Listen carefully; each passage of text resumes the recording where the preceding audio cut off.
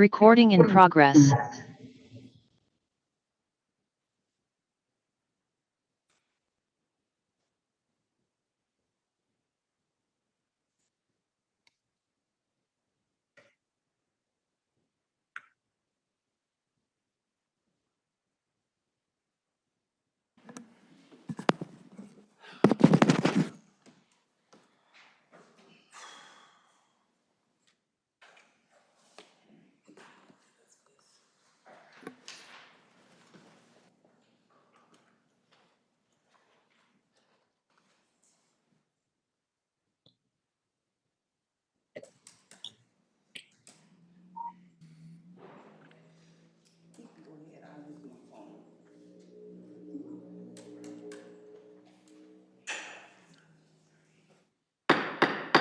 Good afternoon, everybody. I am calling this meeting to order. It's June 18th, 2025. It is 6:31.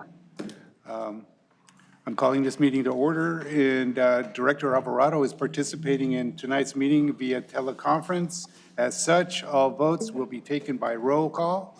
Madam Clerk, please take roll. Director Alvarado, Here. Director King Meredith. Here. Director Weiner, Here. Vice President Suddeth, I am aquí. President Rentila. Here. We have a quorum with 4 members present in the boardroom and 1 participating remotely. Thank you. If I get everybody to stand for the Pledge of Allegiance, or you may observe a moment of silence, seated or standing, I will lead us through the Pledge of Allegiance. Thank you.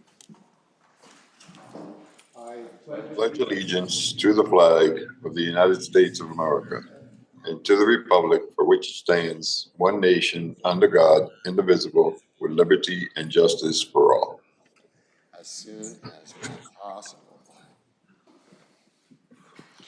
Thank you. General Counsel Nicole Witt will serve as our parliamentarian for tonight's meeting. As a reminder to members of the public in attendance, the board has adopted rules governing the conduct of its public meetings. Public participation is welcome and encouraged.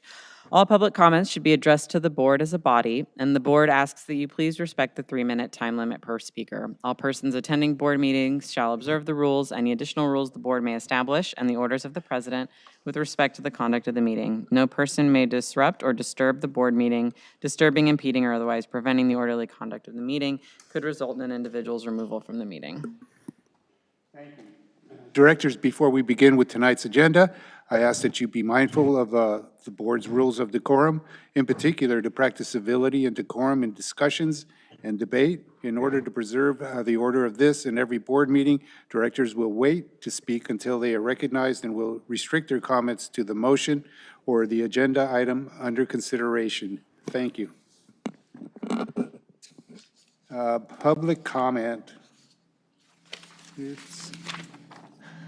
So now is the time for public comment on items not on the agenda. Madam Clerk, have we received any written comments or requests to speak for tonight's meeting? We have not. If anyone wishes to speak on non-agenda items, please approach the podium or raise your hand in Zoom. Oh, my goodness. Seeing none, we have no public comments. Thank you. General Manager Andrew Clow, before you lead us through the agenda, I move that item 5 on the consent calendar, unrepresented employees' terms and conditions be moved to the regular calendar. Can I get a second? Second, before we begin the agenda, may I would like to ask the president for a favor for the board. Please, sir. Yes.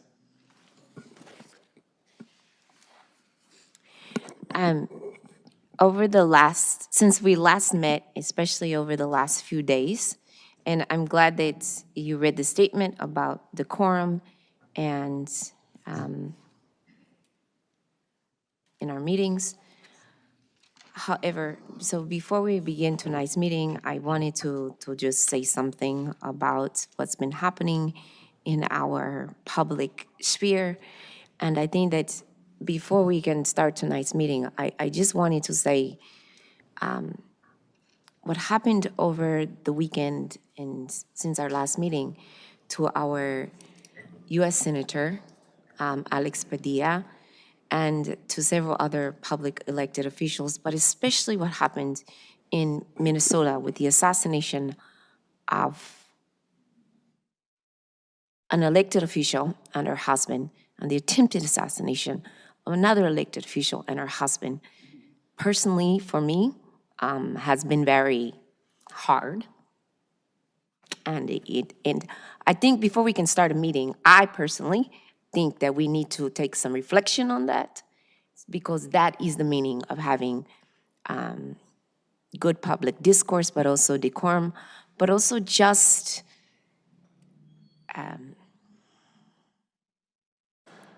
a little bit of respect, but also helping people understand the position that we sometimes find ourselves in. We can disagree, but not be disagreeable, but also just, yeah. I'm gonna end it there. I would just like to take just a moment of reflection because I think it deserves it in this moment. Thank you. That's greatly appreciated. So moving on, I'd like to make a motion to move item 5 to the consent calendar, and we had a second. I second it. Take the vote. Yes. On the motion by President Rentila and seconded by Vice President Suddeth to move consent calendar item 5 to the regular. Wait, You had a there's a comment. Yeah, I wanted to make a comment on item 6 of the calendar. I want to thank the board for their canceling of September 3rd meeting, which is my birthday. So I'd like to have. And that's why we did it. That's Yeah. exactly right. And I'd like, and I'd like a resolution wishing me happy birthday. And also, I would like a parade. I would like a parade of sewage tanks, rodders, and Vector trucks. And I'd like that to occur Celebration, right? in front of the, and so I'm not going to pull the item, but it's just a suggestion What's our budget? for your the, time. I will, What's our budget for the parade? Looks like this. I will, Who's saying? I will make an amendment to his, I believe that, President Rentila, you're having a record or something, what do you call it? The record? Oh, yes, that's right. We are having a benefit for autism and the Children's Hospital of Oakland at the Carlos Auto Records on July 12th, Saturday. It's some kind of record celebration? So I say that we can wreck a car. Oh, yeah. There you go. Will Yeah, will that work? Yes. Okay, there we go. If So you- we Car in in celebration your of my honor, yes. birthday, perfect. wreck a car. Okay. Okay, very good. There we go. Well, So- thank you. Moving I on. just want, actually, I need to finish the motion that was on the sorry, floor, which is to move move consent calendar item 5 to the regular calendar. Again, Director Alvarado, Yes. Director King Meredith, Yes. Director Weiner, Yes. Vice President Suddeth. Yes, ma'am. And President Rentila. Yes, The motion passes 5-0. thank you.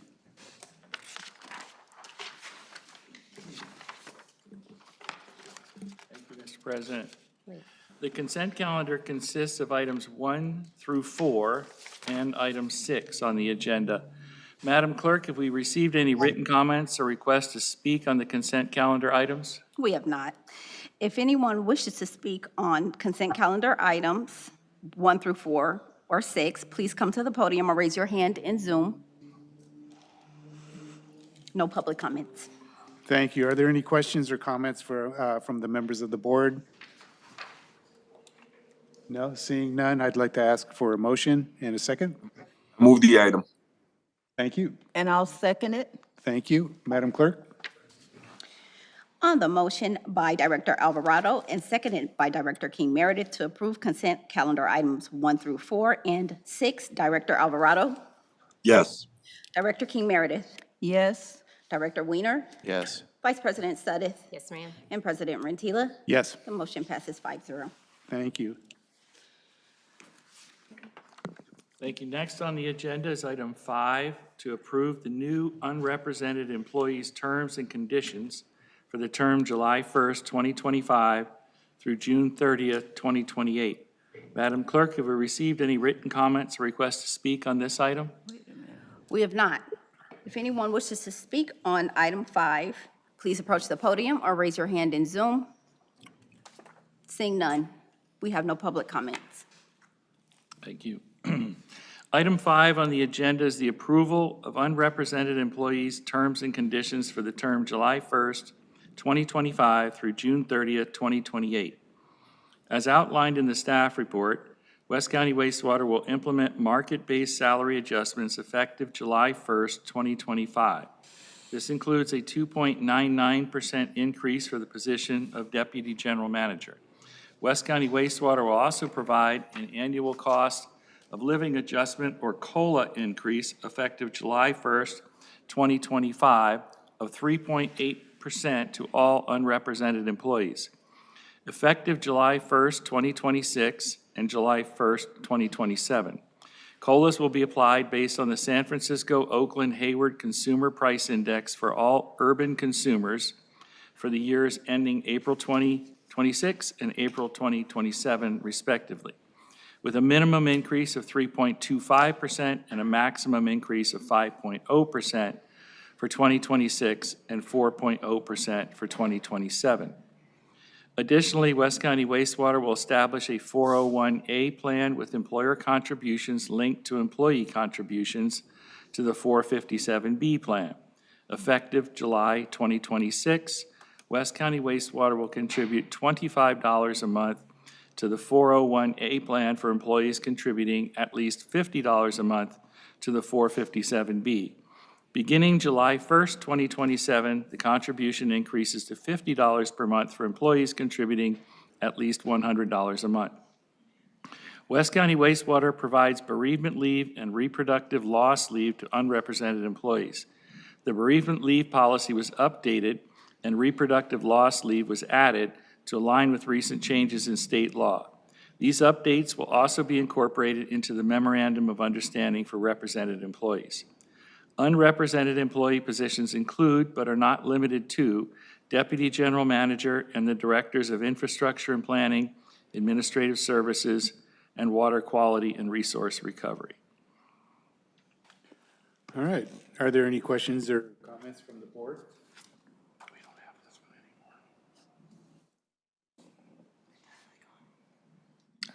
anymore. Okay, well, I would ask for a motion and a second to approve this item.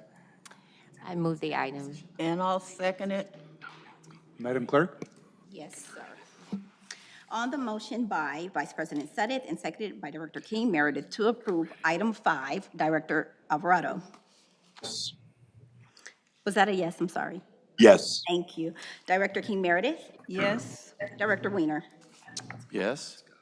Vice President Suddeth, and President Rentila. Yes. That motion passes 5-0. Thank you. Thank you. Next on the agenda is regular calendar item 7. At this time, the Board of Directors will conduct a public hearing to receive public comments on the status of agency vacancy recruitment and retention efforts as required by Assembly Bill 2561. I will now proceed to open the public hearing. Madam Clerk has adequate, oh, I'm reading your stuff, Mr. President. I'm reading, I'm going, wow, I'm taking That over. looks familiar, huh? So, would you like to open the hearing?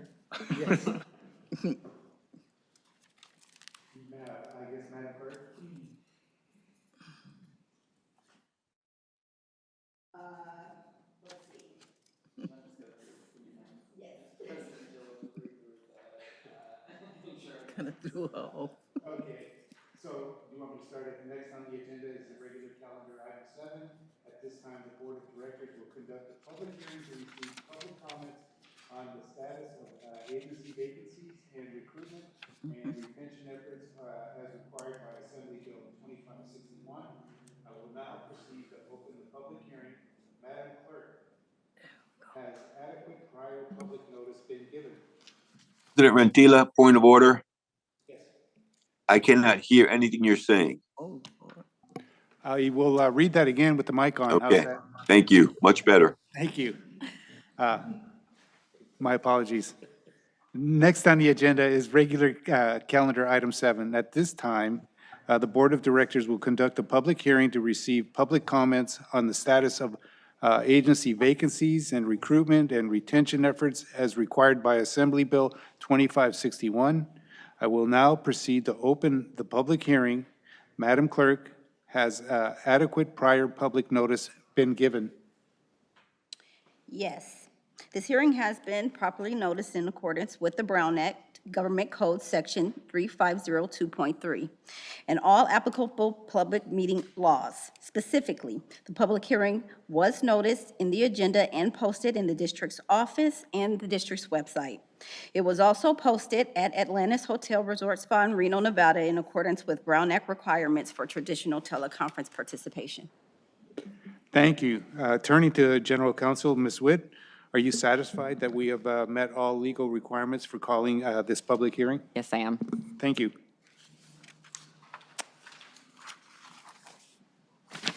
So, have we received any written comments or requests to appear or be heard? And be heard? No? We have not. Thank you. We will invite anyone to make comments after staff presents a brief report, after the employee organizations have an opportunity to present.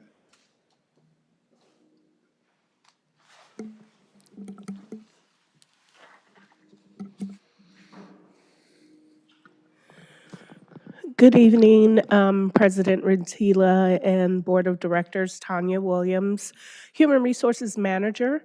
I am here to present a presentation on our vacancies, recruitment, and retention as required by Assembly Bill 2561. Let's see, I'm ready. Oh, let me see if the clicker will work for me. There we go. So Assembly Bill 2561 is a recent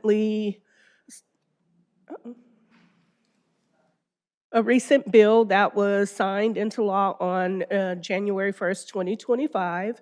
The bill mandates that all public agencies in California, which includes special districts, to hold a public hearing to present the status of our vacancies, the recruitment efforts that we put forth, and our retention efforts. Each year, we have to do this annually, each year before the board adopts the budget. And so we also invited, part of the bill is to allow or to offer for the bargaining units to present a presentation as well during this public hearing. I did reach out to our 2 bargaining units to see if they planned on presenting this evening. One of the units did say that they may present, but I didn't get a definitive answer if they will or not. So I'm here to walk us through. So I just want to start off by saying, in recent years, West County Wastewater has done various things to improve our recruitment, retention efforts. And so you'll see that, and I'll talk a little bit more about it throughout the presentation. So I want to start off, we started with the date of June 1st, 2025. As of June 1st, 2025, West County Wastewater has 76 authorized FTEs, full-time employed positions. We currently, at the date of me completing this report, we had 6 unfilled positions. I want to say we just recently did a promotion of our administrative services manager. So I want to send congratulations out to Sarah, who was our records manager. She's now stepping into the role of our administrative services manager.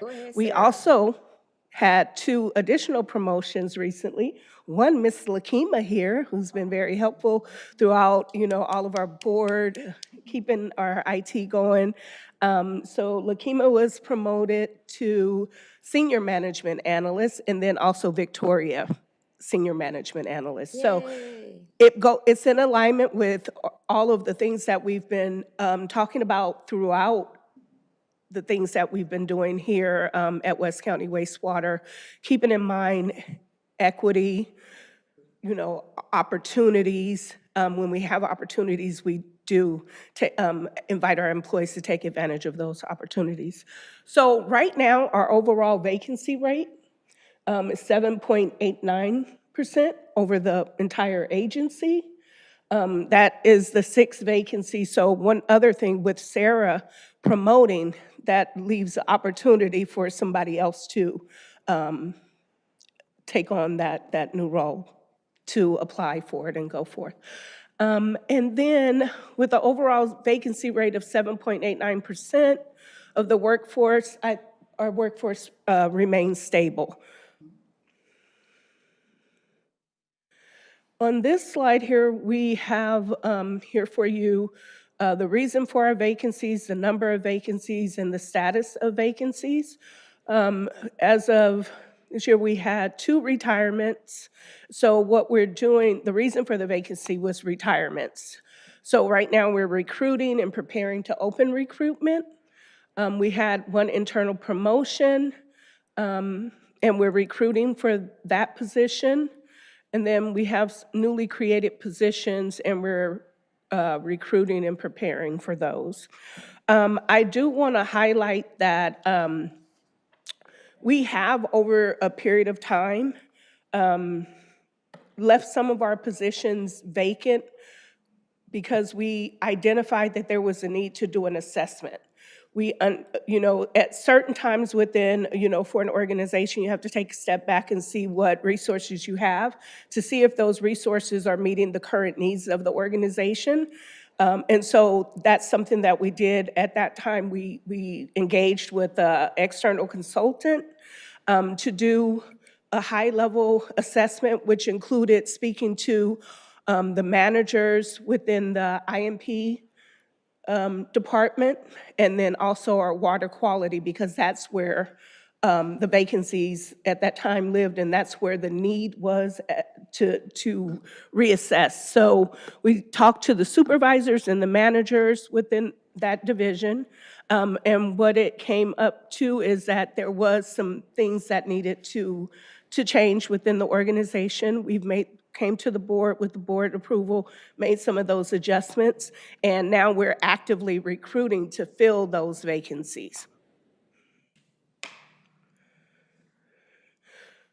want to talk a little bit about some of our recruitment efforts. Over the years, we hired a communications program manager. Ms. Kate is awesome. So I want to say thank you, Kate, for all you do for West County Wastewater. Not only internal communication, but external. She's very out there in the community. We help out with the career fairs. We do one here for our local career fair that we do annually at the Hilltop Community Church. Even sometimes, we don't have the vacancies, but we still go out in the community and we let people know about West County Wastewater. One of the tools that we have is the applicant tracking system, NeoGov. And although we don't have vacancies, they have the ability to, if they're interested in a position that we hold here at West County, they can complete an interest card. And when that position becomes available, it'll notify them and then they can apply. So it's really engaging the community, having our vacancies posted on LinkedIn, our Facebook page, all of our social medias. Kate is wonderful with pushing those out. One of the other things we did is our job specifications. Some time ago, the job specifications used to be hard MQs. You had to have a degree, you had to have this many years of experience.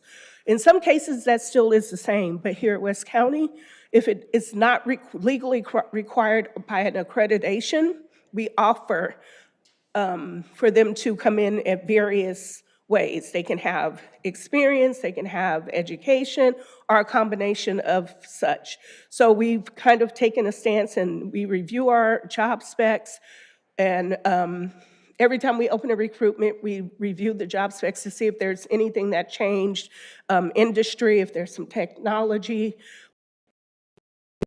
union, if it's a represented position, allow them to have their input, provide, and it's more of a collaborative effort. But at the end of the day, we know that, West County wastewater has to do what's best for the agency. So, but most of the time, we're on par with the changes.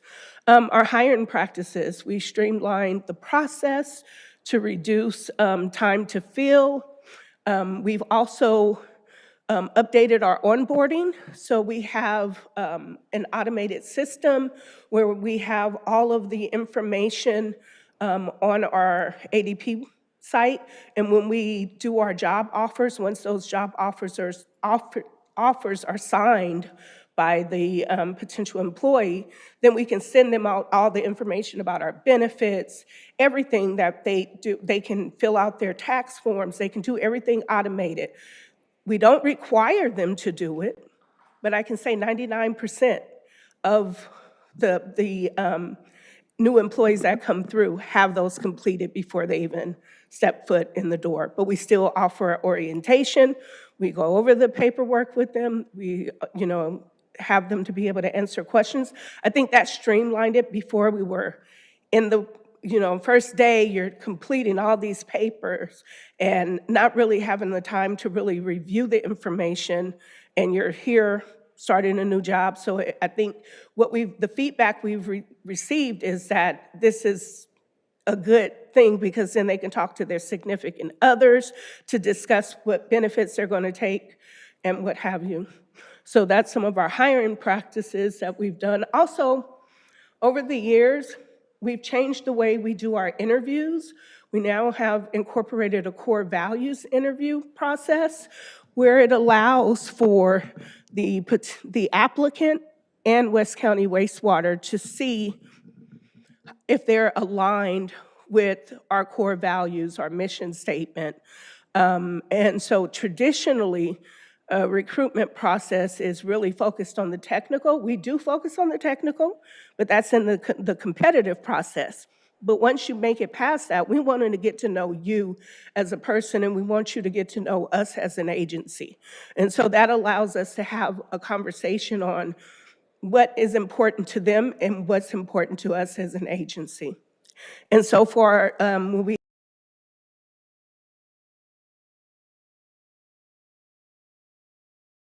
they are amazed at the process, because they really value us taking into consideration their values and having that conversation, because they're saying that they've never went through anything like that, and they appreciated it. And so I just want to say thanks to ELT for thinking about that and incorporating the core values interviews. Also, community outreach. It's very important to build partnerships with community-based organizations. We like to go out into the community, and that's where Kate is really strong with that. She goes out into the community and provides that, HR as well. And then also part of that is we partner with Bayworks, which is very known in the water and wastewater industry. Right now, we have 2 interns through the Bayworks program. And so it's really been a good opportunity to be able to be an organization that looks for future talent, helping develop future talent. Although we may not have a position in the field that they're going in, at least we're giving them the opportunity to learn in that environment and to build their hours so that they can get their certification. And so I always think about it as, even though we don't have a position, when they go out, and if they get a job at somewhere else, their home base was West County Wastewater. We gave them that opportunity to do that. And likewise, they provide a lot of value to us as well. It's not just learning, they're also providing help and assistance to our maintenance techs and to our operators, and then our lab as well. So it's a collaborative effort. So I can go on and on. One of the other things that I want to touch on is our online skills testing. A lot of people, they may not be without a job, they may just be looking to move into a different direction or they've outgrown their position at their current, and there's no upward mobility opportunity. And so they're still working, but they don't necessarily always have the time to go in and take a test. Competing priorities they may have. So we do have eSkill, which allows us to be flexible, provide online skills assessment, where we can record a question, and it gives them like a certain time frame to respond in that. And so 2 a.m., if that works for them at 2 a.m. to apply and to take that skills assessment, that's us thinking outside of the box to provide opportunity. And we're not the only agency that's doing that. There is other agencies that are doing that, and I think that's becoming somewhat the norm in some of the processes. So that's that. And then on our retention, our retention strategies. So, like I said in the beginning, we've done a lot over the years. We provide flexible upward promotion, as I mentioned, with Lakima and also Victoria. They were associate management analysts. What we did a few years ago, we started looking at some of our job classifications and seeing that there was a series, but they were originally standalone classifications. For example, our CSO crew members, I think that was when we first started really looking into it. The only difference there were 4 classifications. The only difference was one level needed a certification. They were doing the same work, so it really didn't make sense to have 4 classifications. What we did is condensed it down to 2, and now we have the CSO,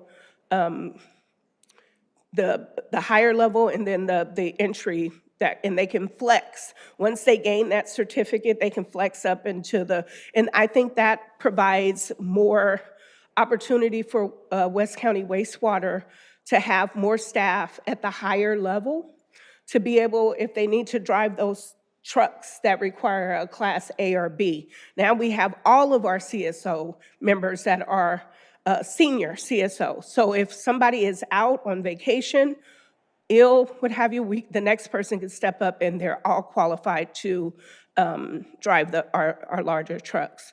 And so I think by doing that, it gives, the opportunity for upward mobility internally. Without going to the external competitive, the positions are flexibly staffed so they can be hired at and promote at any level when, they meet the requirements of that higher classification. So I can say in the end of 2023, we engaged with an agency that does compensation studies. Go by Gallagher, also formerly known as Koff and Associates. They do a lot of compensation surveys, HR initiatives. Most of the time, that's what their focus is. So they're well known and they know what they're doing in the aspect of compensation studies. So we engaged with them to take a look at all of our classifications, all of the positions, just did a review to kind of benchmark, see where we are. with our comparator agencies. Some of the classifications were below the median, some were above.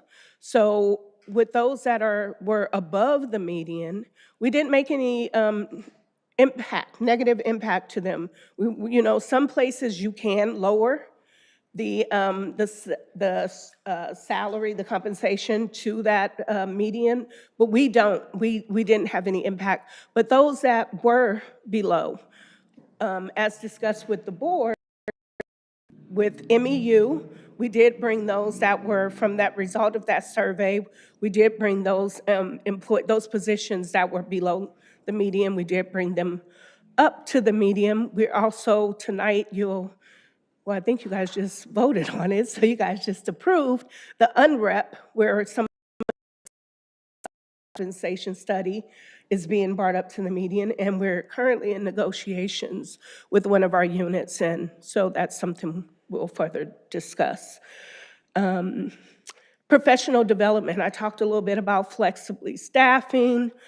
We offer ongoing training. We encourage workshops.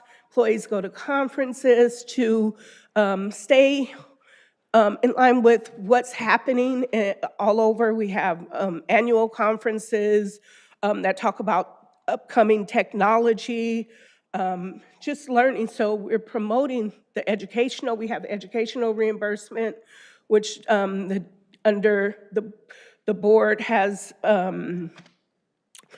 we've discussed before at the board meeting under the general manager to outside of the MOU is to offer an education reimbursement program. So if any of our employees are interested in going back to school to earn a degree or certification program, we offer that opportunity. So that's one of the things. We also support career growth.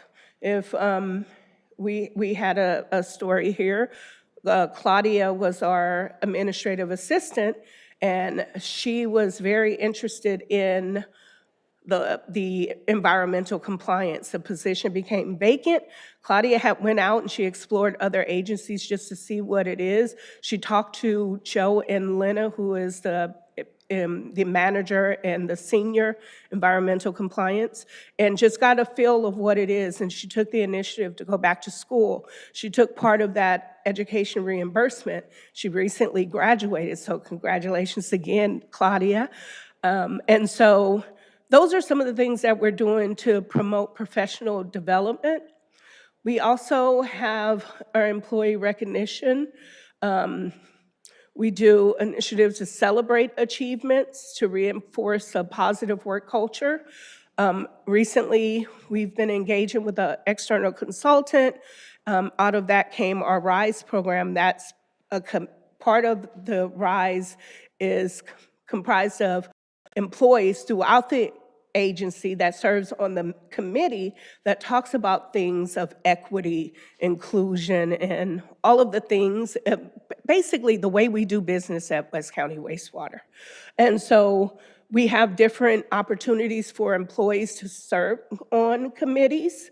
We put it out there, we get the feedback, and I like to say that we get a lot of employees throughout the organization that participates in those, the committees.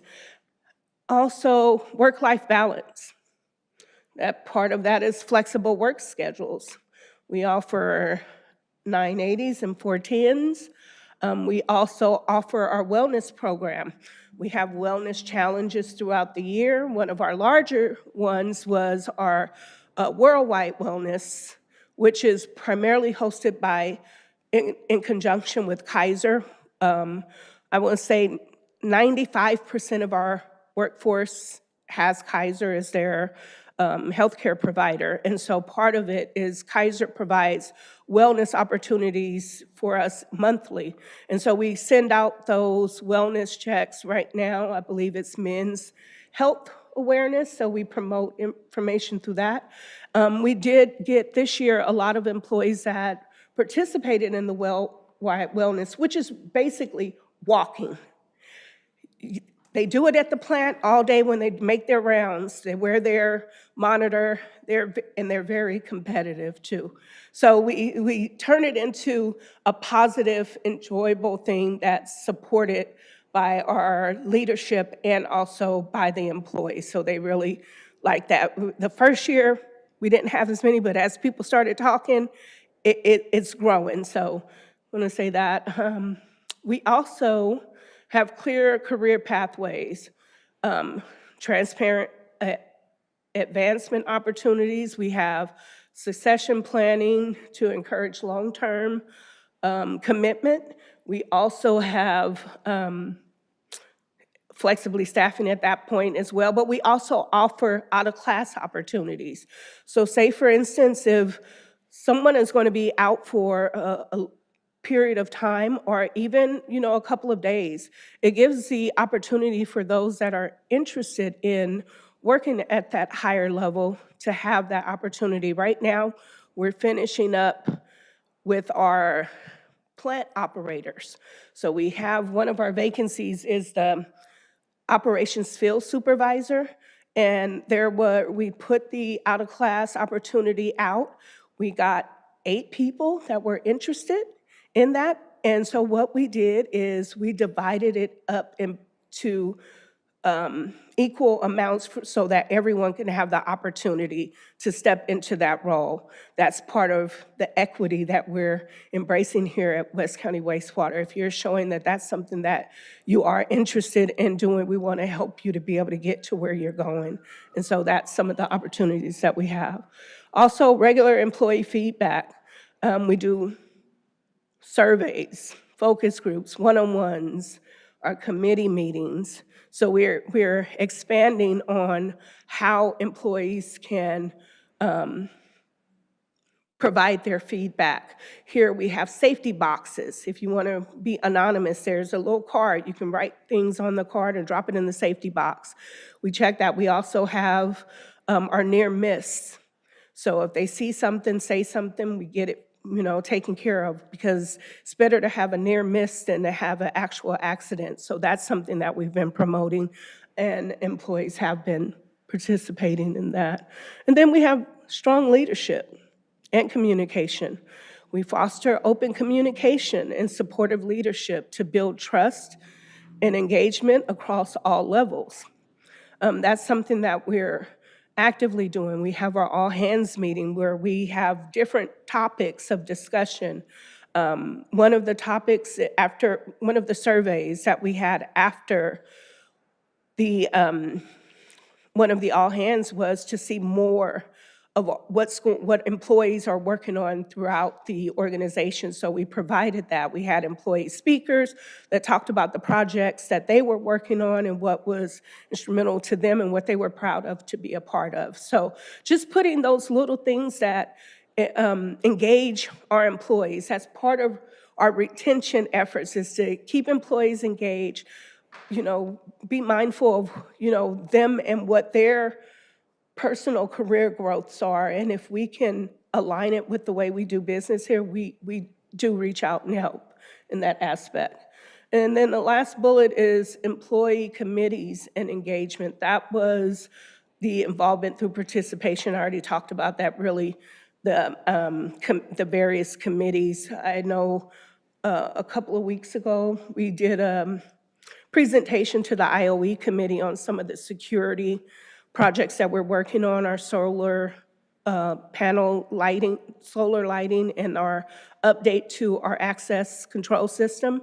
That is an effort from the organization and employees as well.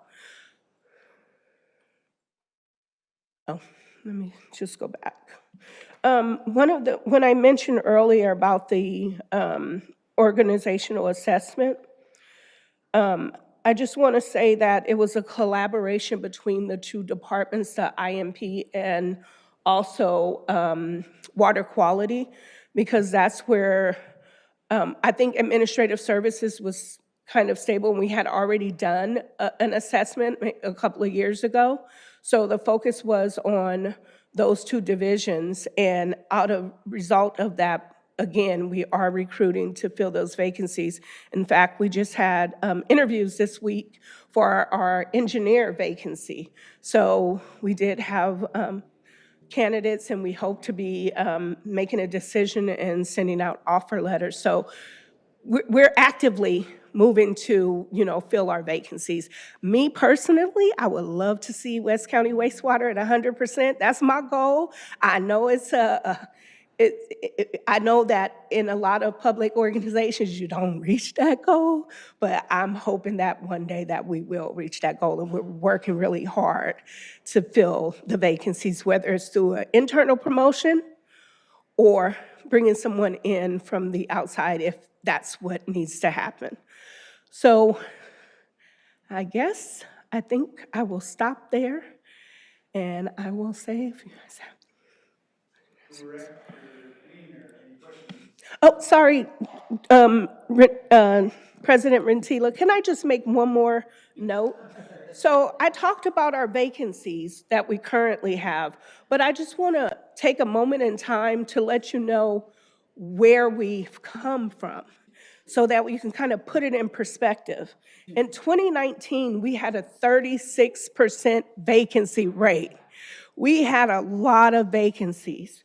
In 2020, it went down to 17%. And then we went to a 20% in 2021. And so I just want you to know that we've been working really hard to fill our vacancies, and now we're down to a 7% vacancy rate. So we've been doing a lot of things to promote, to get people in, to get excited about working for West County Wastewater, just really doing our due diligence. So I just want you to know where we've come from and where we are now. I think it tells a true story of the evolution of West County Wastewater and our vacancies. So, okay, sorry, just had to put that in there.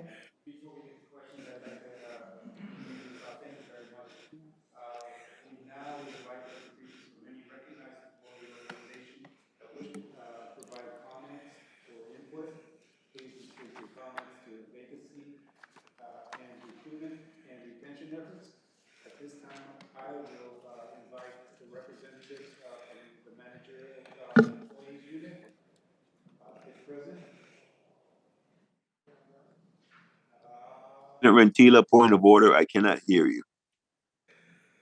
Let me turn the mic on. Yeah, Thank that'll you. work. I Thank you. appreciate it. So I wanted to thank you for your presentation.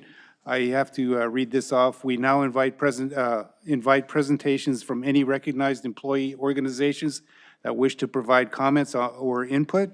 Please restrict your comments to vacancy and recruitment and retention efforts. At this time, I will invite the representatives of the managerial employees unit, if present. Is there anyone present? No? Okay. Well, we were going to limit your time to 10 minutes, but if you're not here, you're not here. Thank you. Madam Clerk, are there any written comments or requests to speak? This?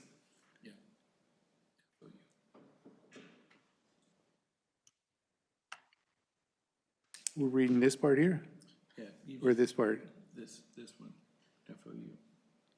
Okay, I will invite representatives from the Public Employees Union, local ASME, Council 57 Field Operations Unit. If there's anyone here that would like to speak on behalf of the union, now is the time. I apologize for missing that. I guess, thank you, Madam Clerk. Are there any written comments or requests to speak from members of the public? We have not received any comments or requests to speak. Thank you. General Manager, do you have anything to add? If there are no other comments, the public hearing is now closed. Thank you for your presentation, Tanya. Nothing further.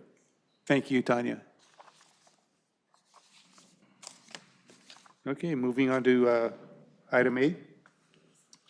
Regular calendar item 8 on the agenda is to conduct a public hearing and adopt a resolution approving the fiscal year 2026 sewer service charge report and authorizing Contra Costa County to collect the sewer service charges on the county tax roll.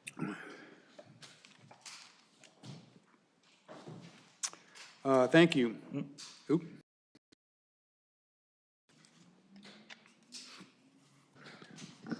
Good evening, President Ratila, members of the board, Justin Lovell, Deputy General Manager. So just very briefly, this item goes before the board every year. The public hearing, this is allowing the district to place the sewer service charges on the property tax roll so we can collect approximately 90% of our revenues.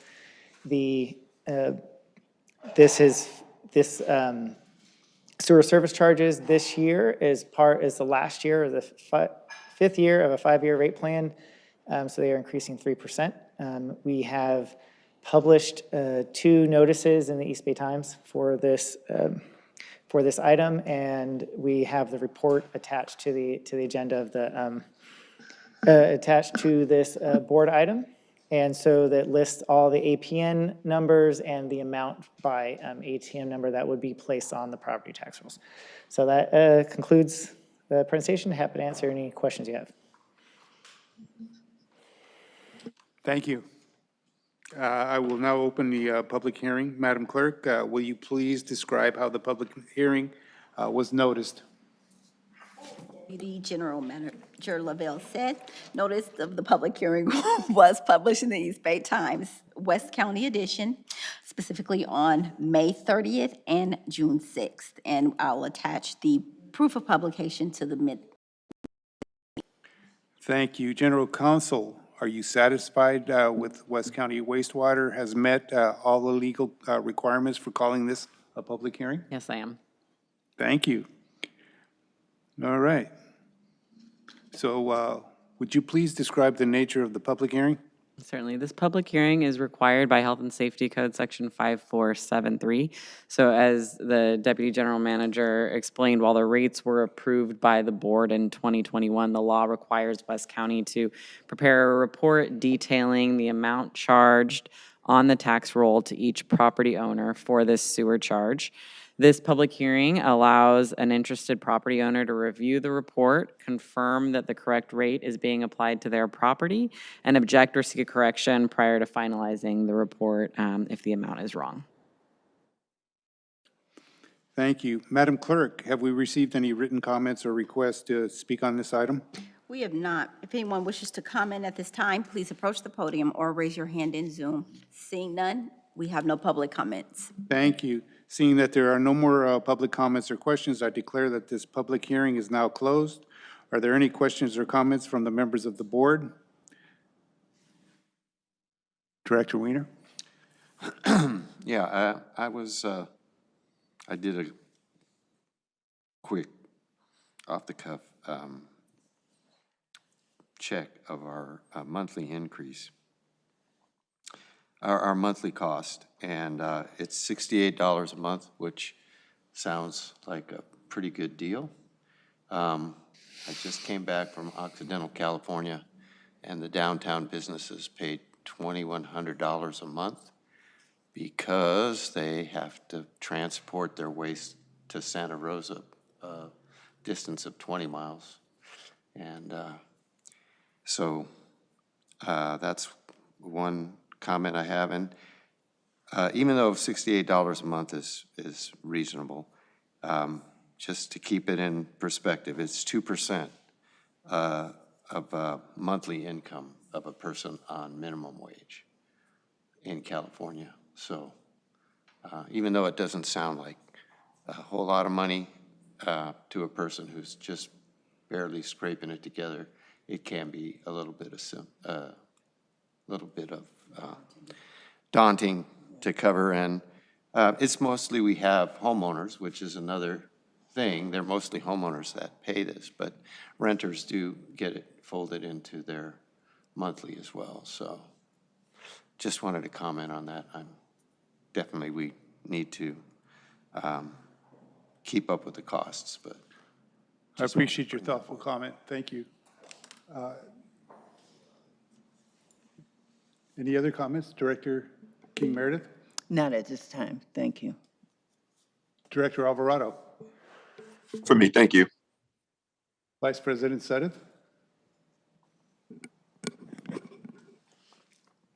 Cost is the cost. Es todo. Yes. Unfortunately, that is true. I stole that from the general manager. Very good. So I would ask for a motion to adopt the resolution approving the fiscal year 2026 sewer service charge report and authorizing Contra Costa County to collect the sewer charges on the county tax roll. Unless, is there any further discussion? No discussion, but I'll move the item. And I'll I'll second. second it. Madam Clerk, your choice. You, Okay, thank you. On the motion by Vice President Sutton and seconded by Director Alvarado to approve regular calendar item 8.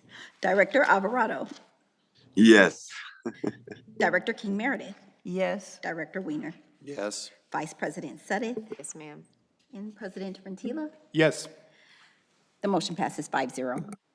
thank you. Item 9? Thank you. Next on the agenda is regular calendar item 9, to adopt the biennial budget for fiscal years 2026 and 2027, approve the fiscal year 2026 position control list and the fiscal year 2026 wage schedule, adopt the fiscal year 2026 user fee schedule, and adopt a resolution establishing the fiscal year 2026 GAN appropriations limit. Madam Clerk, have we received any public comments or requests to speak on this item? We have not. If anyone wishes to speak on item 9, please approach the podium or raise your hand in Zoom. Seeing none, we have no public comments. Thank you. And staff will now provide a presentation. See who's going to pop up.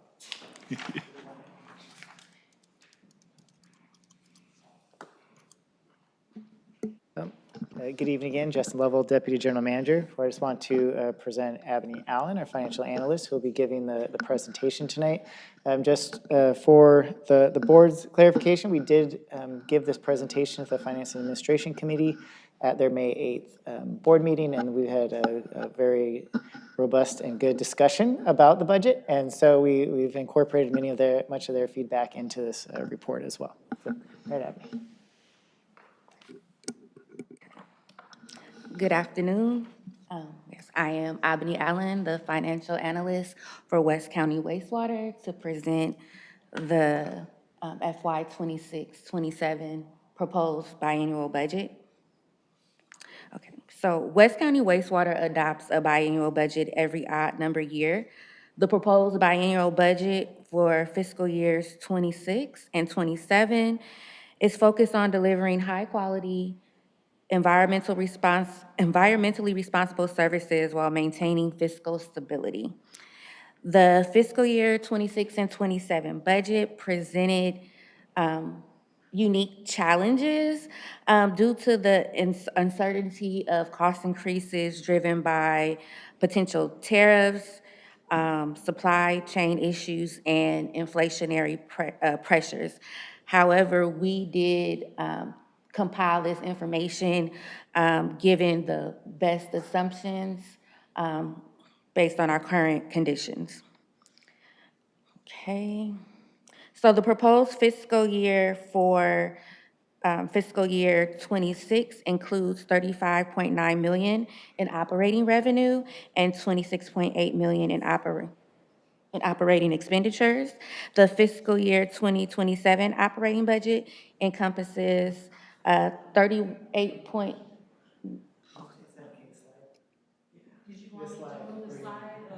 Sorry, I want to get the slide.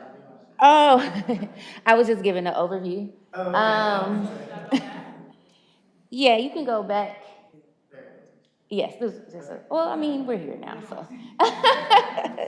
Okay, so, I'll multitask.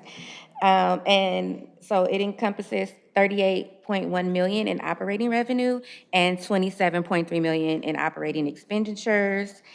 And then we have a capital improvement fund that's funded $90 million from the 2021 wastewater revenue bonds, service charges, and a grant from the San Francisco Bay Restoration. We aren't proposing for any new allocation, but we are rolling over $29.6 million from this fiscal year. Okay, so we have several factors that are affecting our revenue and expenses this year. I'll start with the revenue. Number one, we have our clean and green energy project that is scheduled for completion in fiscal year 26, with all the components fully operational in fiscal year 27. With the completion of this project, we are expecting a new revenue source for our biosolid operating. And that revenue is coming from an agreement between City of Richmond and West County Wastewater. Now that we have the Clean and Green project, we can de-water and dry Richmond sludge instead of storing them. So as of the time this report was written, they were in negotiations to finalize that contract. And this revenue source is going to help with the operating expenses associated with the dewatering and treatment for Richmond as well. We also have, okay. We have our sewer service charges that make up approximately, I can go here. Uh-oh, did I turn it off?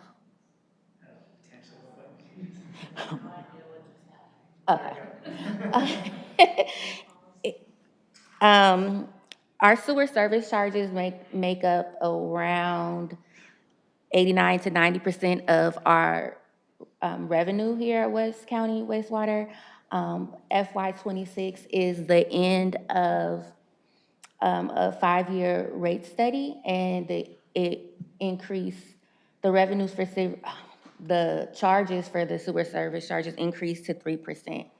For fiscal year 27, we projected a 5% sewer rate increase. However, that is pending the outcome of a 5-year sewer rate plan study that we have. The study was approved at the board meeting on May 21st, and we have started engaging with consultants to get that rate study available. Okay, we covered the biosolids operating.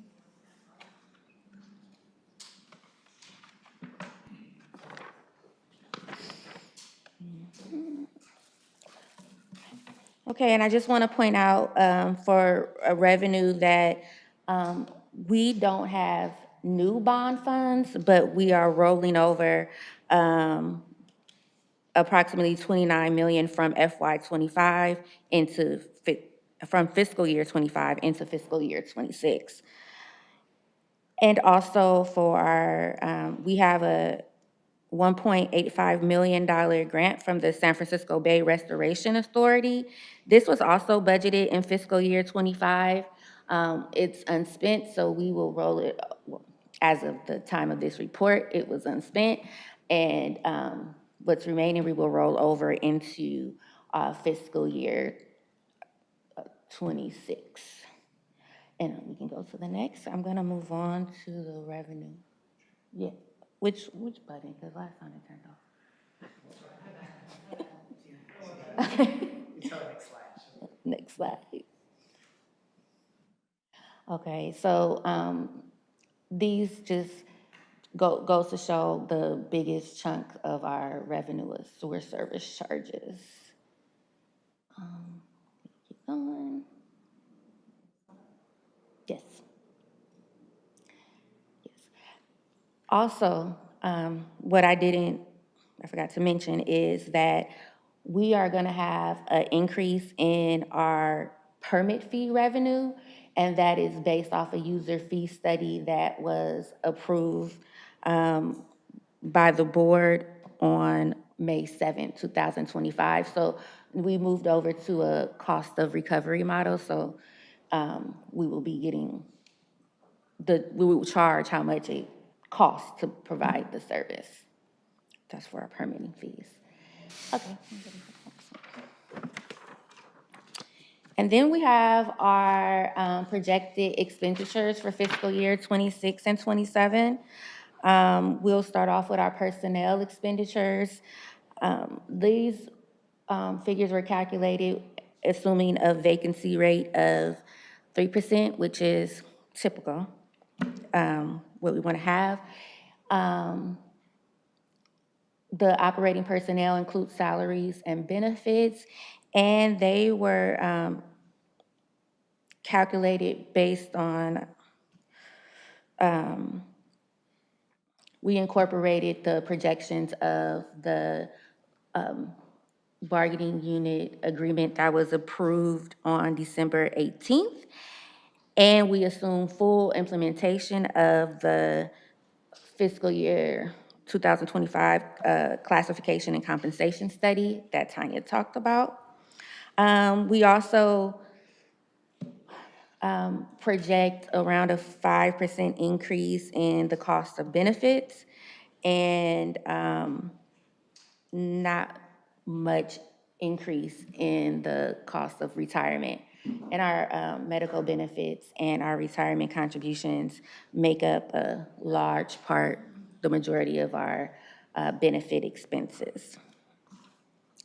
For materials, supplies, and services, once again, we have the Clean and Green project that is expected to be completed. With that comes, we assume, savings on our utilities in fiscal year 26 due to the solar power that we already have here at the Hilltop location. And we assume an even higher savings of about 500,000 more in savings in fiscal year 2027 once the components of the Clean and Green project are fully operational and generating its own power. We also project that we will save on our dewatering costs. Currently, we spend around $400,000 per month, about $4.8 million per year on dewatering services. The completion of the Clean and Green project would eliminate that need, as we can do it ourselves. We don't have to contract it out. So we are reducing our costs for that for 75% in fiscal year 2026. And then we're gonna we plan on fully eliminating that cost in fiscal year 2027 once everything is fully operational.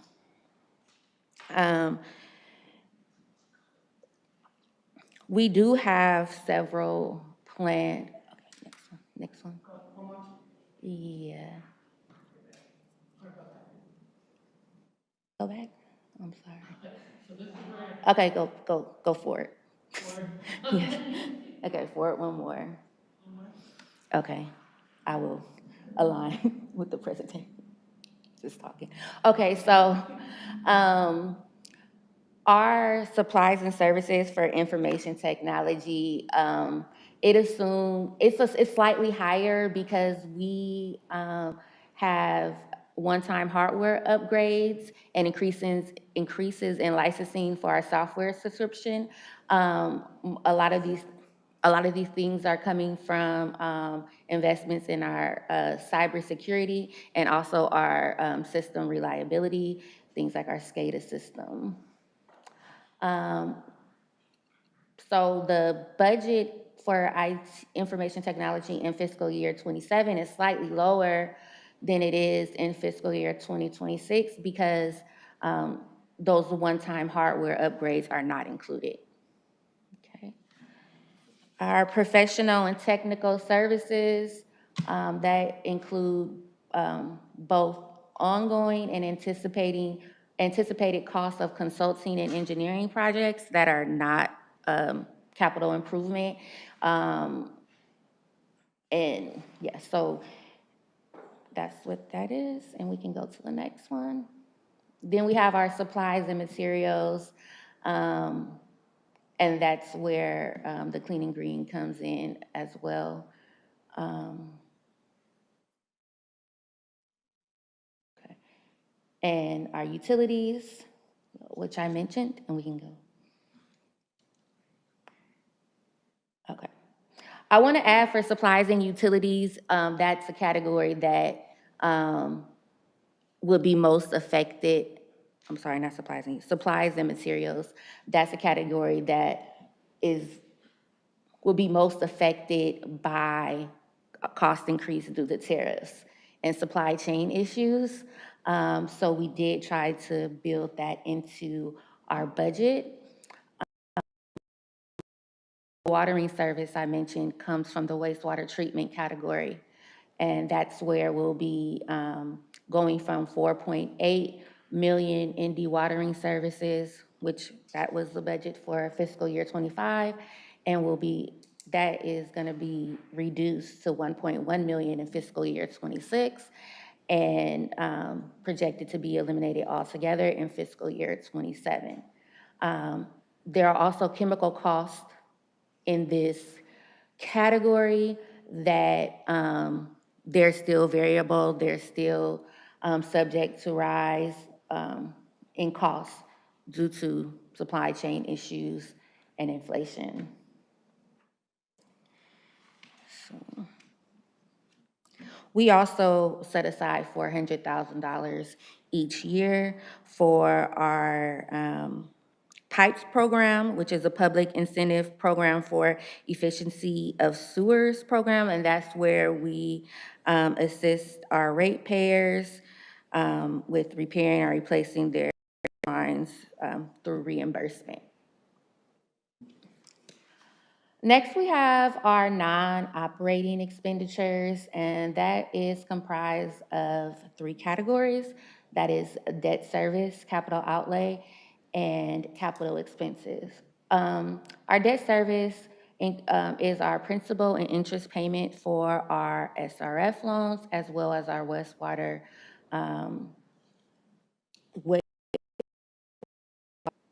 bond from 2021. And so altogether, that's about 7.4 million for both fiscal years 26 and 27. Our capital outlay, that is a category we use for projects and large equipment and vehicles that need to be capitalized but are not a part of our capitalizing capital improvement program. So if you need a car, or we need a Vector, CCV, TV truck, that's where this budget is allocated. We have our capital expenses program, and the budget for our CIP will be rolling over. It's $29 million. And then there is $250,000. Do we have it here? Yeah, $250,000 included in this capital expense that we set aside for our CSO spot repairs. Okay. And this just shows our expenditures by category. You can see. Yeah, this is it. So Like I said, there was a lot of uncertainty. There's always uncertainty with the budget, but this year was particularly challenging, and we tried to build out for that and anticipate what it may be. So we did the best we could with that. And I am done. Are there any questions? Thank you. Yeah, I've written down a couple. How,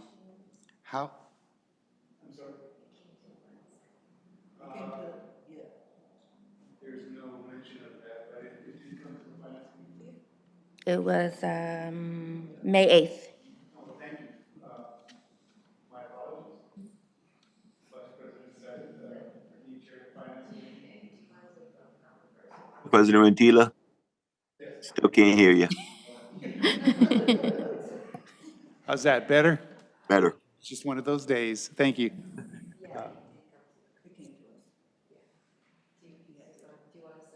no, you guys went over it, so any questions you have or comments would be. Huh? Oh, yeah. Really? Talk amongst yourselves.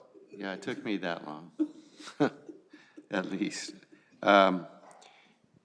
Yeah, this document is quite extensive, and the information is well presented, and I have some questions about the things I saw, which I'm sure are easily explained. I did have a question. We have a $7.4 million annual cost of borrowing. How many years out is that projected for? I'm sure I knew at one moment, but I don't know now.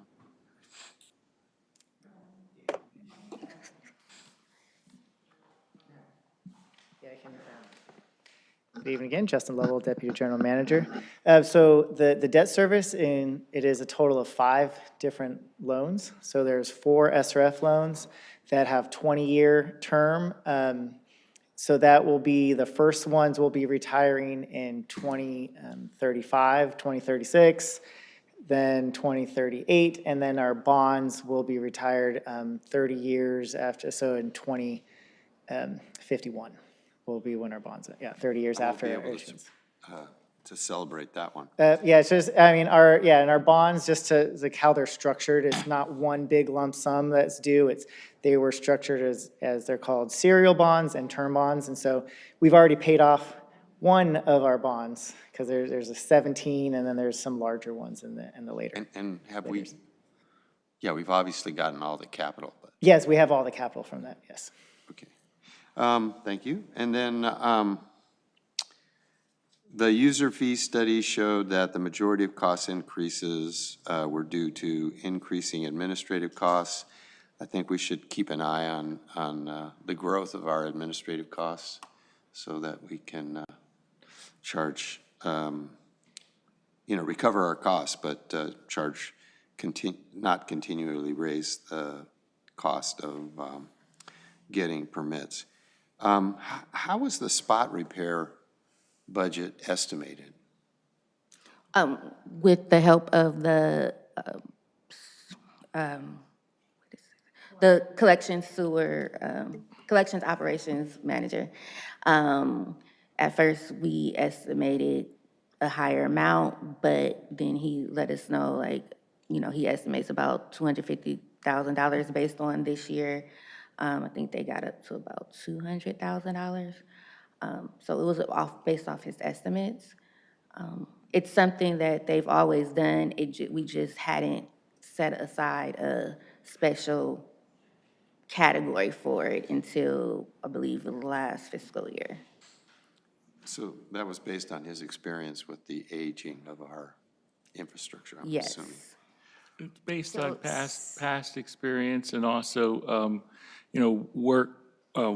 what workload could actually be accomplished effectively with existing staff resources, a balance between it.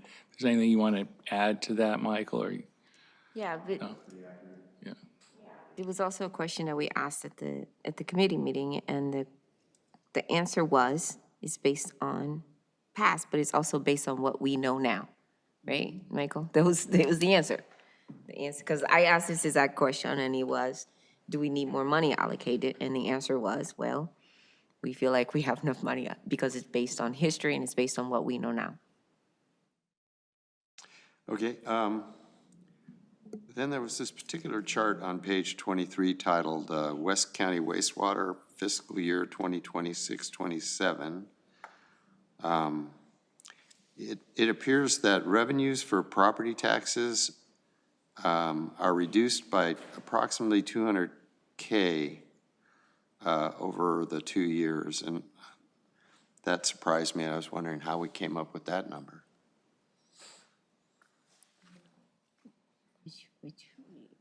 It's a chart. The redevelopment allocation funds that we receive, they are going to taper off. And when are they gonna end? No, I think it's the one for the color spot. One of the nuances. Yes. Yeah, so what we do with the property taxes, we don't fully budget for the redevelopment allocation, which is, if you recall, back in 2011, the then Governor Brown, essentially, they passed a law to disband redevelopment agencies. And over time, we get a portion of that. It's really as part of our property tax allocation, but we have noticed that it's starting to decline as the redevelopment agency in San Pablo is they sell off all the remaining property. Pretty soon that won't be a revenue source. But so as a conservative estimate, we don't budget for that portion of property tax revenue, and we would come in and do that as an adjustment. So if you notice that our actuals, we estimate $1.7 million this fiscal year. We didn't include that in the budget for fiscal year 26 and 27. And once we know what that amount is, then we would, as part of the mid-year update, we would provide that. Great. I have one more question. What is the rate stabilization reserve?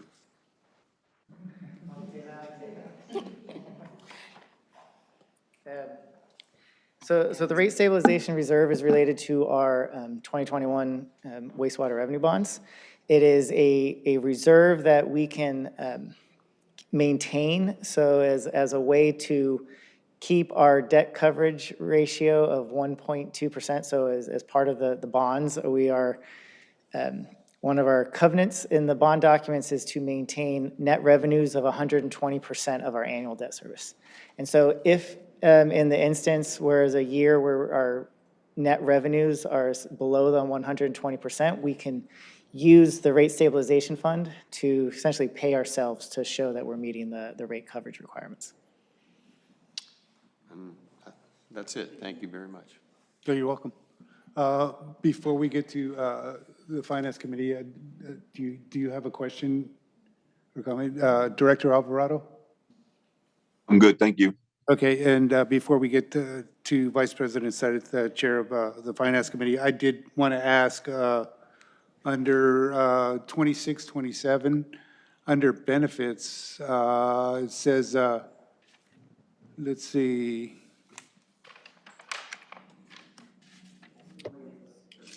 Oh, what is a classic member? Can you define a classic member? Yes. So effective January 1st, I believe, 2013, there was the Pension Reform Act that we call PEPRA, and it capped some of the retirement benefits due to its members. And so people that worked for the CalPERS system or a reciprocal system prior to 2013, they are considered classic members, so their retirement formula is different. After 2013, no matter what public agency under CalPERS, your retirement formula is 2% at 62. But for classic members at West County Wastewater, it's 3% at 60. So the contributions, Right. employer contributions are more for classic members than they are for PEPRA members. So that's where the 1 to 17% comes in, classic members? Yes, yes. That's a huge discrepancy. I was just curious. Thank you. Now, for the finale of this agenda item.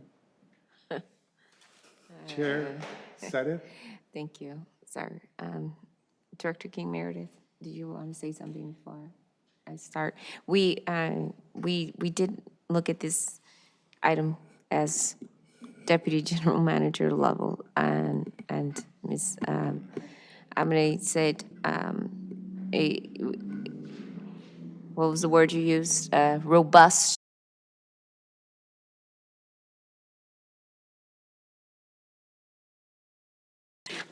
2 hours and 15 minutes. I think Director King Meredith was keeping track.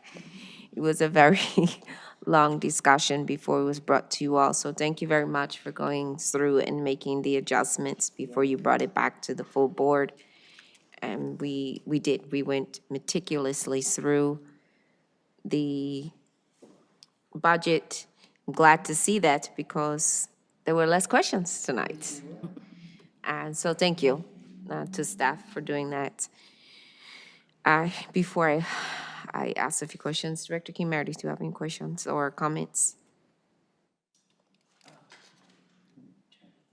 In here.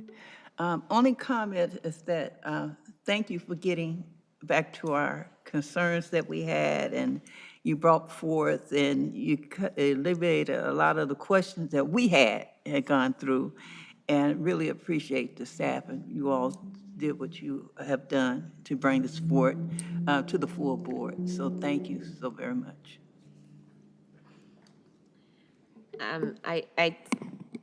I know that the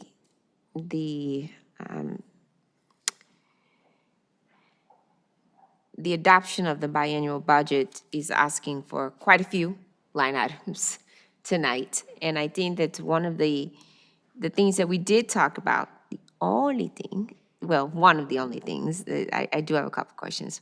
One of the things that I know we discussed that I don't see, and maybe I just don't see it in the presentation, is I do see the footnote, thank you very much, on the projected expenditures slide about the clean and green and the unspent budget. I think what I'm looking for, what we talked about was making sure that anytime we use acronyms or references the general public may not know or not familiar with, which means just about anything financial. We would give them a footnote, or we would give them a hyperlink so that it could go to that reference, right? So whether that's for the board or for the general public or for staff or anybody who references the budget. In particular, I know Director Weiner asked you about the rate stabilization reserve, and I think that would be helpful to have that policy hyperlinked, or the GAN appropriations limit, right? I think that would go a long way to not having to ask that question again. I know we spoke about it during the meeting, but I think those kind of things really help. I know that we don't know what the sewer service charges are going to be in the future, but we know what they were, and this is the 5th year of the sewer service charges. So we did talk about making sure that that's readily available for the public so that they know what that's going to be. So I would just hyperlink it into the actual document, right? So Into the PowerPoint presentation? well, this is what you gave us, right? Well, you gave us the budget summary, right? You gave us because we have a lot of attachments here, right? Yeah. So in the attachments, we know what it's going to be. This is year 5. We don't know what it's going to be for the outlying years. But for year 5, we already established what year 5 rates are going to be. So for year 5 rates, we know what it is, and we have the document that's linked to year 5. So link it. And then for the outlying years, when we know what it is, we can always link that. But we had a footnote. We talked about putting a footnote that we've talked about putting a footnote for the budget summary that once the user, my notes say this anyway, maybe I'm the one who wrote it in. Sometimes in my head, I write things, I might not say it out loud. But my notes say that once the sewer service charges were determined, I just wanted a note that said that we don't know what the sewer service charges are going to be after the FY '26. But once we have them, right? So all of this is presupposing what we don't know. This is only what we know to date. So we need to have that note somewhere, whether it's on the cover of the resolution or it's on the cover of the adopted,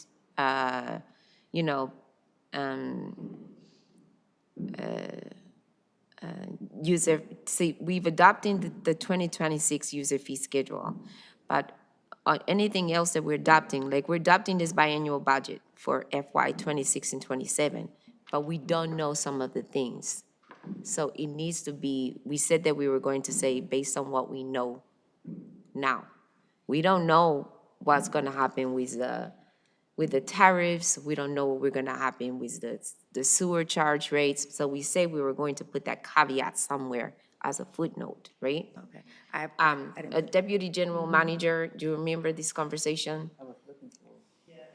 I wrote the notes. This is why I'm asking about this.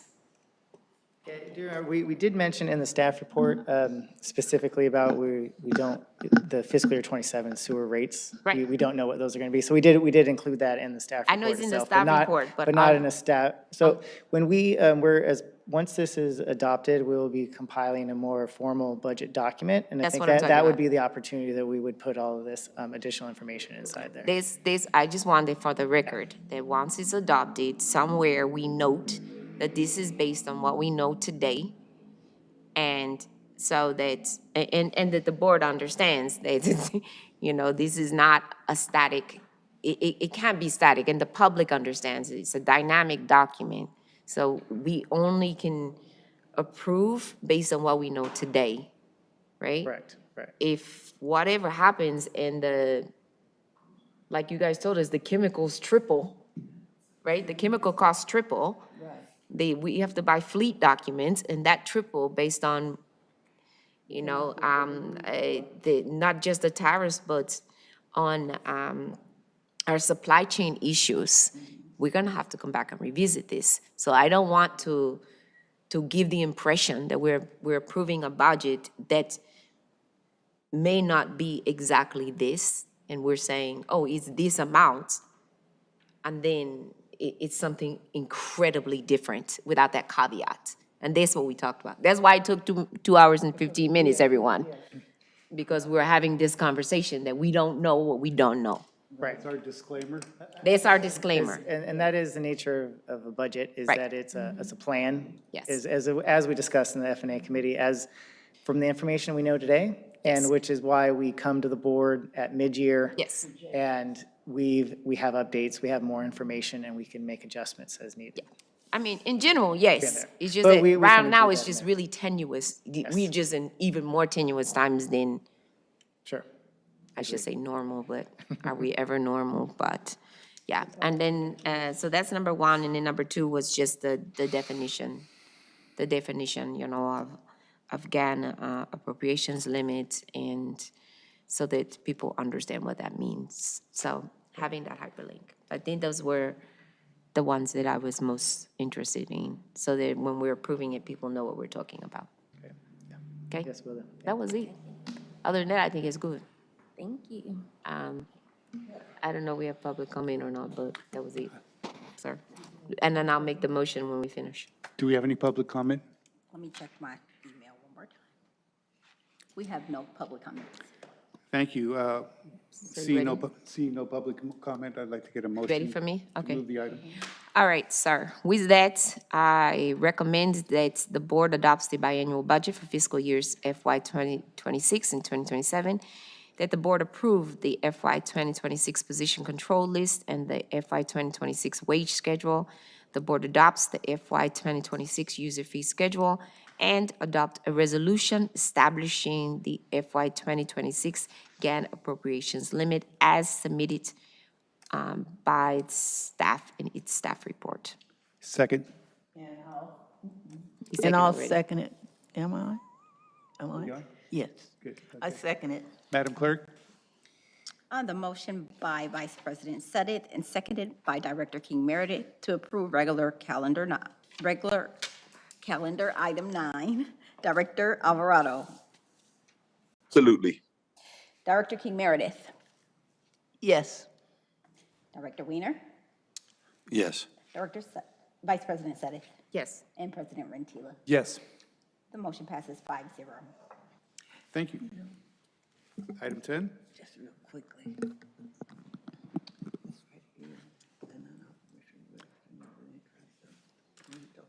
The board will now convene into closed session as described in the agenda. Now's the time for public comments on closed session item 10. Madam Clerk, have we received any comments or requests to speak on this item? We have not. If anyone wishes to comment on item 10, please approach the podium or raise your hand in Zoom. Seeing none, we have no public comments. We'll now convene into a separate room for closed session. We'll return to this meeting at its conclusion and report out if needed.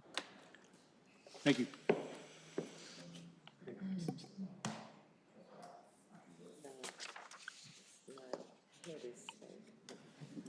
Thank you. You want me to drop it? Yeah. Okay.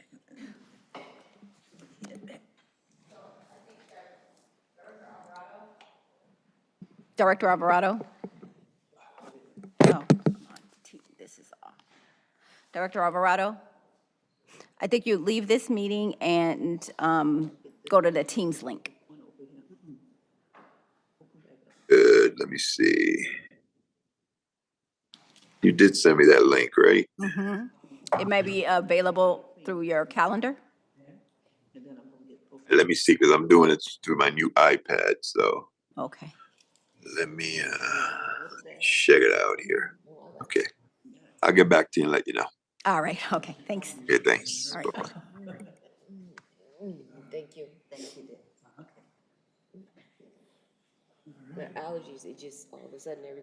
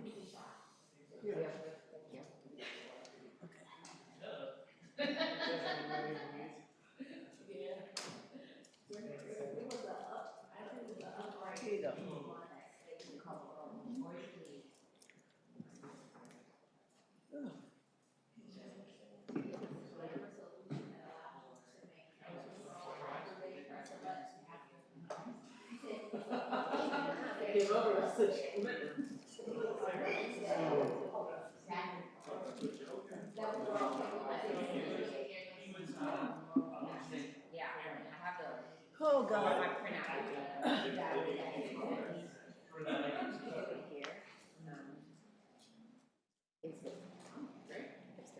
It's cold.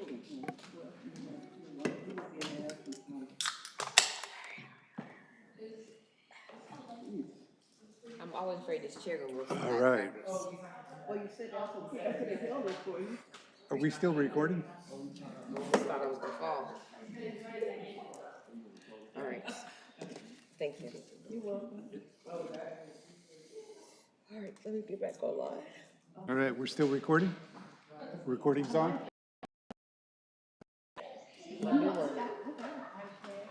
Robin, we're still recording? I didn't get the real big one.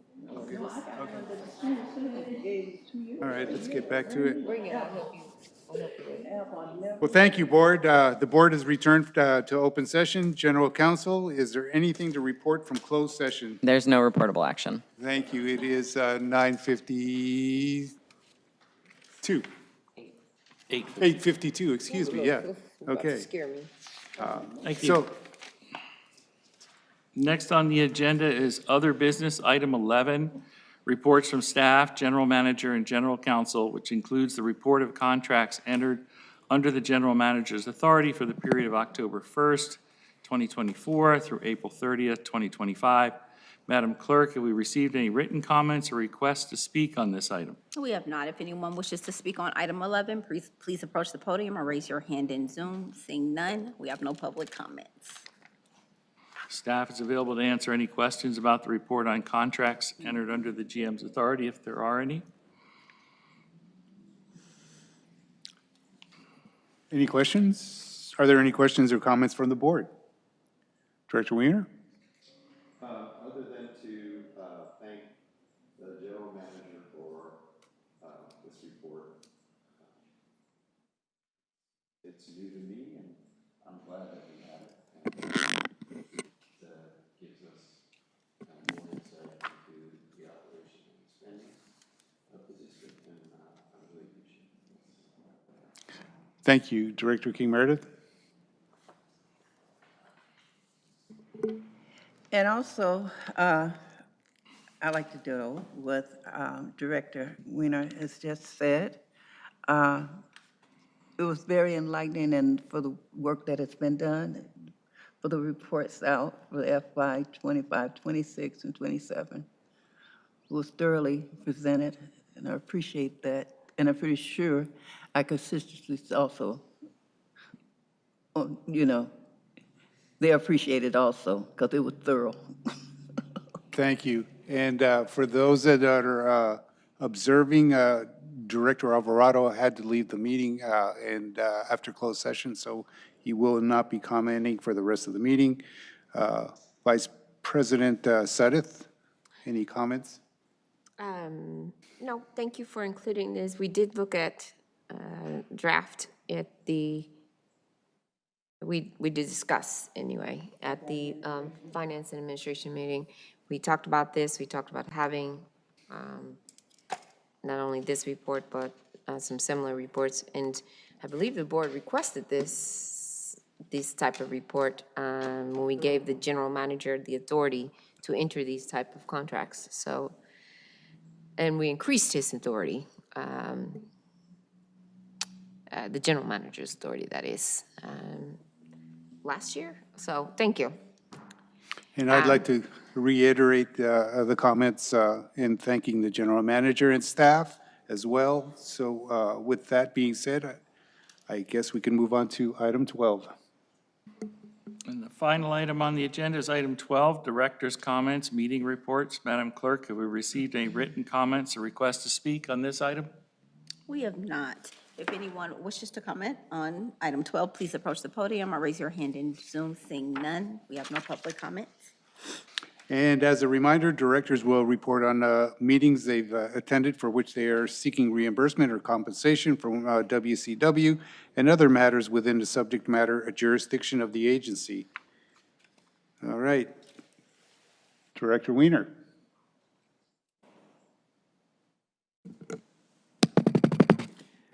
Since our last meeting, I attended the El Sobrante MAC and the West County Forum, where the shocking murder of the forum's vice president and the injuring of her husband at the Pinole wastewater location on the Bay Trail was reported. Vera Rousey was also the former principal of De Anza High School, and she was quite the vivacious person, and it was a totally random attack. Her husband is a giant man who was a former BART policeman, and he released a statement saying that they had no forewarning, and she pretty much died from the injuries that she received during this attack. I also attended the No Kings protest in Oakland and the continuing protest on Fridays in El Sobrante. We must save the Republic if we have any hope of making it better. So we need to stand as a whole people to save our Republic. It's under attack, and we have to move somehow, make the establishment move. They have to save the Republic. It's as simple as that. Thank you. Director King Meredith. Thank you, President Rutila. The last time I had an opportunity to do a brief neighborhood council meeting with the president, as I am the vice president, and some community members about the, hate to say it, sound like all this bad news, about a shooting that occurred in North Richmond last Wednesday. And we haven't had that in years since the development of working with block captains in North Richmond. Unfortunately, these two individuals knew themselves. And when she shot her longtime friend, we don't know all the particulars, but we know that they used to hang out together and they grew up in North Richmond. And unfortunately, the shooter was a 61-year-old community person, and the person that passed away there on 6th and Market, she was a 66-year-old community person that has been in North Richmond for quite some time. But I don't have all the particulars of what the argument came down to, but we haven't had that type of activity in years since the neighborhood council. So with that, I was also brought to my attention by some other community members about being heard and being seen and protesting against what has happened, what the administration is doing.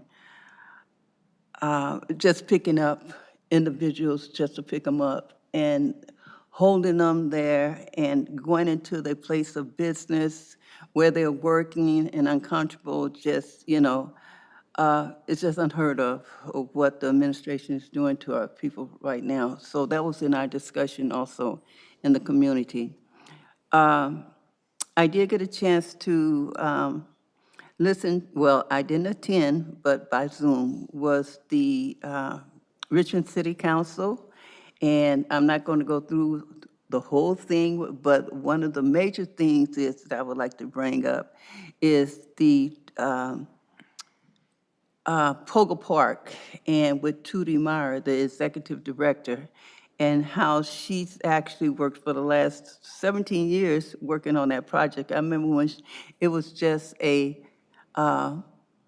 proposal at the time when she started, a vision, and where she's come from the time she started working with the community and where she's at today, and how she has raised over the years over $125 million.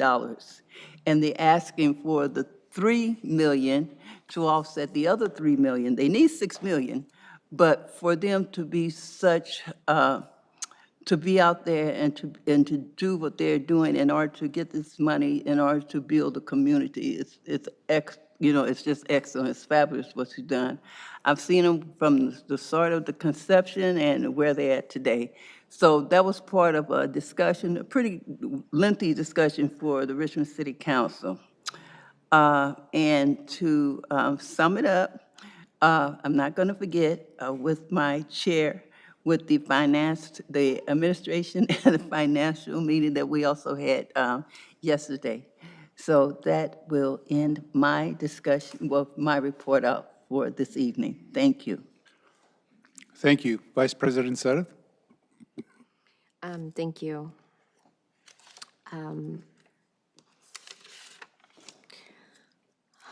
I did attend a couple of Richmond City Council meetings, the Contra Costa Board of Supervisors meetings. I attended a special event that was co-sponsored by CWEA and WEF. It's called 53 Days Without Water. And it was really based on what's happening in Western North Carolina, where they have toxic water, and so they don't have water in their community. It's really enlightening to find out what they're doing. Attended 2 Women in Water events, and 2 CalWEF meetings. I attended a webinar today with hosted a webinar today called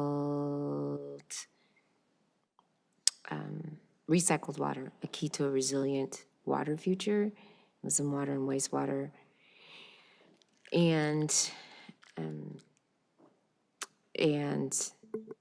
last week, I attended with our general manager, and I thought Joe was here. Oh, he left. Joe Power, a presentation at the Contra Costa Hazardous Materials Commission. Hazardous Materials Commission meeting. They gave a great presentation on what we're doing with the levee project. And also this month is National Caribbean American Heritage Month, which I love. So I've attended several events, and I even spoke. And I'm speaking again in Sacramento next week. Of course, the FNA meeting. And last week with our board clerk. We attended a great presentation. It was all day. I feel like they owe us a paycheck on grants out in Central County on what's happening. It was a great training on grants. Pardon me? Yes, it was out in East County, which was a really, really good presentation. So more ways to trying to get some more money. And it's total, oh yes. And then I did attend several Juneteenth events this past week.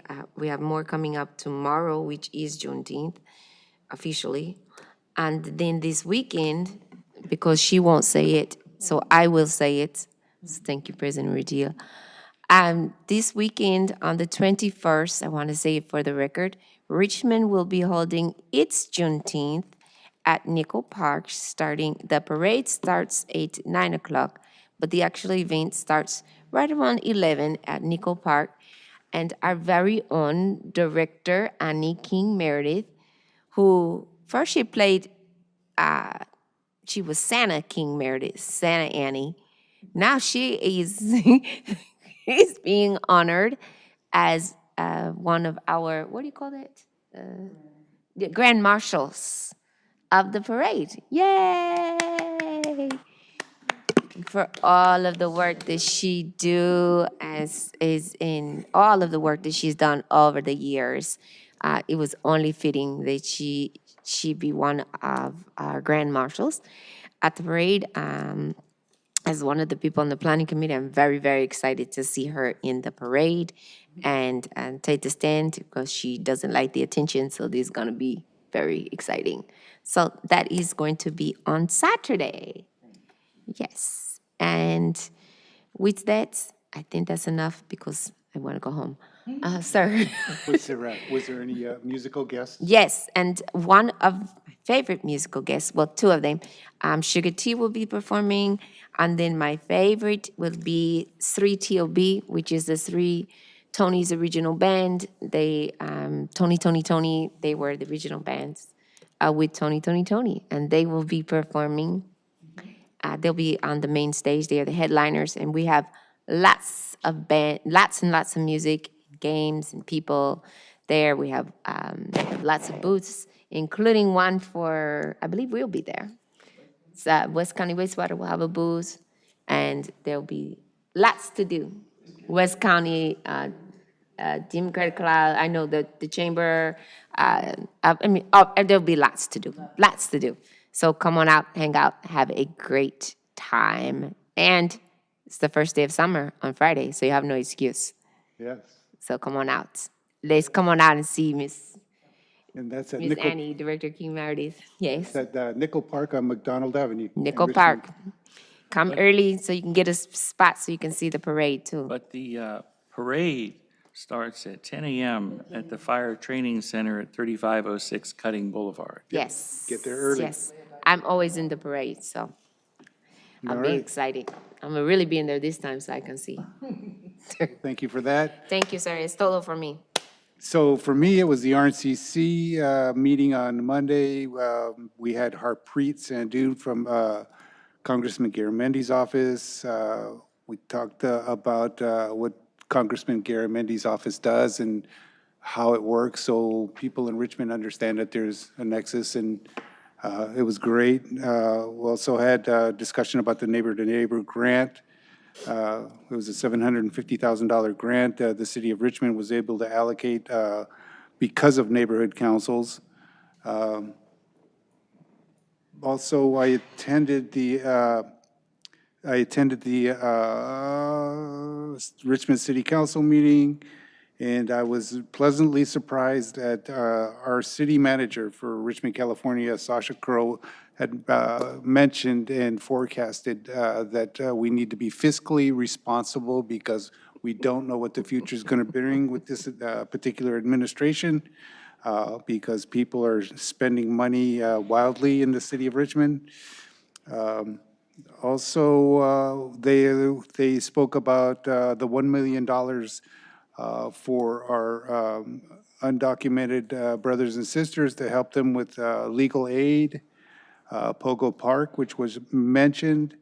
I also wanted to mention that there will be fireworks at Marina Bay on July 3rd. So come on out to Marina Bay in Richmond, California on July 3rd and check out the fireworks. They're professional fireworks. And there's also a push to stop illegal fireworks. And you can pick up signs, yard signs and stickers and everything else at the City Hall while they last. And that being said, Madam Clerk, do we have any announcements? Just as a reminder, that district offices will be closed tomorrow for the Juneteenth holiday, and our next regular board meeting is July 12th at 6:30 p.m. Thank you. Sorry, 2nd, not the 12th, July 2nd. Yes, thank you, thank you. And then I would like it if Vice President Sedith, if you would close out the meeting. Thank you very much. As mentioned at the beginning of the meeting, we wanted to just acknowledge, especially the lawmakers, specifically our U.S. Senator, but specifically the ones in Minnesota. What touched me more than anything were the children of Melissa and Mark Hortman, who released statement on their deaths. And I think that there's a lesson that can be learned in these two children, Sophie and Colin Hortman, who they not just issued a statement. On Monday, they issued this statement, and they called on people to honor their parents' legacy by doing something, whether big or small, to make the community just a little bit better for someone else. So while other people were doing what they do and making this very political, these two children did something quite magnanimous. And they said, while still grieving the Saturday killing of their parents, this political assassination, they said, "We are devastated and heartbroken at the loss of our parents, Melissa and Mark. They were the bright lights at the center of our lives, and we can't believe they are gone. Their love for us was boundless. We miss them so much. We want everyone to know that we are both safe and with the loved ones. We are grateful for the outpouring of love and support we have received, and we appreciate your respect for our family's privacy as we grieve." Then they thanked law enforcement for their efforts, which led to the arrest of the suspect. They then emphasized the legacy that their parents will leave behind. Our parents touched so many lives, and they leave behind an incredible legacy of dedication to their community that will live on in us and co-workers and every single person who knew and loved them. They asked that people do an act of kindness in the memory of their parents, commitment to service, and this is what they suggested. The best way to honor our parents' memory is to do something, whether big or small, to make our community just a little bit better for someone else. Plant a tree, tell a dad joke, or bake something to share, bread for Mark, or a cake for Melissa. Pet a dog. A golden retriever is ideal, but any will do. Because the family dog was a golden retriever named Gilbert. He was injured in the shooting. They had trained him as a service dog, and he became a permanent member of their family. They ended the statement with a call to action. Hope and resilience are the enemy of fear. Our parents lived their lives with immense dedication to their fellow humans. This tragedy must become a moment for us to come together. Hold your loved ones a little closer. Love your neighbors. Treat each other with kindness and respect. With that, that's all I ask. Thank you. Thank you. Don't forget to tell your loved ones I love you. So with that being said, I'd like to close this meeting. It is 9:15. Thank you. All right.